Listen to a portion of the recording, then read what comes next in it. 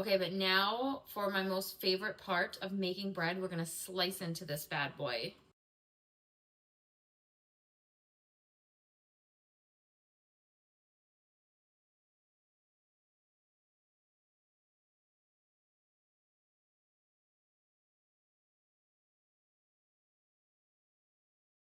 So fluffy and soft, you guys.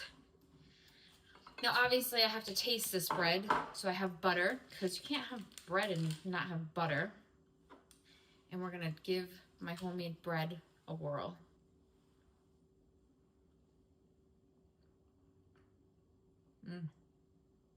You guys, this is so good.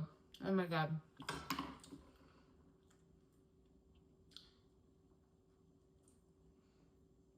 I don't think I'm ever gonna buy sandwich bread from the grocery store ever again.